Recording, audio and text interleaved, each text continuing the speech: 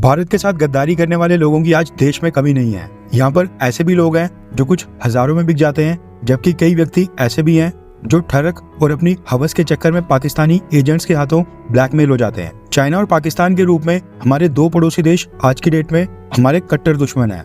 ऐसे में ये दोनों देश लगातार कोशिश करते हैं कि भारत में किसी ऐसे व्यक्ति को हायर किया जाए, यानी पैसे देकर खरीदा जाए जिसके पास भारत की बहुत ही सेंसिटिव इंफॉर्मेशन हो। उसको हासिल करके भारत को नुकसान पहुंचाने की कोशिश की जाए। लेकिन इस बार जो केस सामने आया है उसमें रशिया की भी इन्वॉल्वमेंट है। दरअसल खबर निकल कर आ रही है कि भारत के जो रशिया में इंडियन एम्बेसी है वहां से लगातार कॉन्फिडेंशियल इंफॉर्मेशन और डेटा लीक हो रहा था। अब ऑब्वियस सी बात है कि रशिया में जो भारत की एम्बेसी है उसके पास भारत और रशिया की वेपन डील्स, दोनों देशों की स्ट्रेटेजिक पार्टनरशिप को लेकर काफी सेंसिटिव इंफॉर्मेशन वहां पर हैंडल की जाती है। क्योंकि जब भी दो देशों की सरकारों को आपस में कॉन्टैक्ट साधना होता है तो डिप्लोमेटिक चैनल्स में एम्बेसीज का बहुत ही इंपॉर्टेंट रोल होता है। रशिया भारत के लिए एक बहुत ही इंपॉर्टेंट देश है।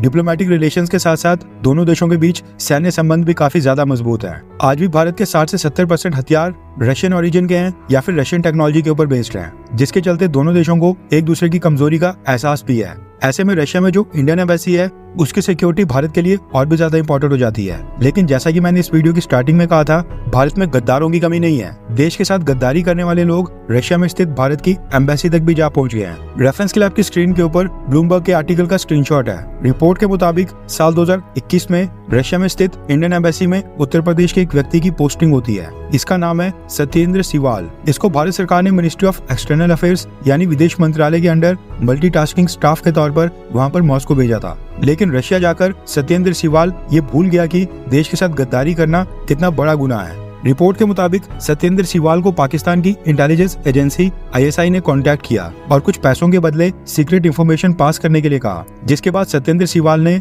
मॉस्को में स्थित इंडियन एम्बेसी से Indian army, ministry of defence और भारत की मिनिस्ट्री ऑफ एक्सटर्नल अफेयर्स का काफी सारा सेंसिटिव और क्रिटिकल डेटा और सीक्रेट इंफॉर्मेशन चोरी करके अपने पाकिस्तान की इंटेलिजेंस एजेंसी ISI के हैंडलर्स को पास ऑन की। सत्येंद्र सिवाल को लगा कि वो भारत से बाहर है, रशिया के अंदर है, इसलिए वो पकड़ा नहीं जाएगा। लेकिन भारत में इंटेलिजेंस एजेंसीज को पाकिस्तान बेस्ड अपने सोर्सेज से जैसे पता चला कि मॉस्को में स्थित इंडियन एम्बेसी में एक मोल है, भारत की एजेंसीज ने उसके बाद तुरंत ही एक सीक्रेट ऑपरेशन चलाया। स्टार्टिंग में तो पता नहीं था कि इंडियन एम्बेसी में पाकिस्तान का एजेंट कौन है, लेकिन जब इन्वेस्टिगेशन आगे बढ़ी, इंडियन एम्बेसी के सभी एम्प्लॉइज को सर्विलांस के ऊपर डाला गया, सबके ऊपर नजर रखी गई, तभी जाकर पता चला कि उत्तर प्रदेश का सत्येंद्र सिवाल देश के साथ गद्दारी कर रहा था और सेंसिटिव इंफॉर्मेशन पाकिस्तान की इंटेलिजेंस एजेंसी ISI को बेच रहा था। रिपोर्ट के मुताबिक पिछले कल यूपी की एंटी टेररिज्म स्क्वाड ने सत्येंद्र सिवाल को भारत आने के बाद मीरठ से अरेस्ट कर लिया है और इंटेरोगेशन के दौरान उसने ये कबूल कर लिया है कि उसने सेंसिटिव इंफॉर्मेशन और डेटा चोरी करके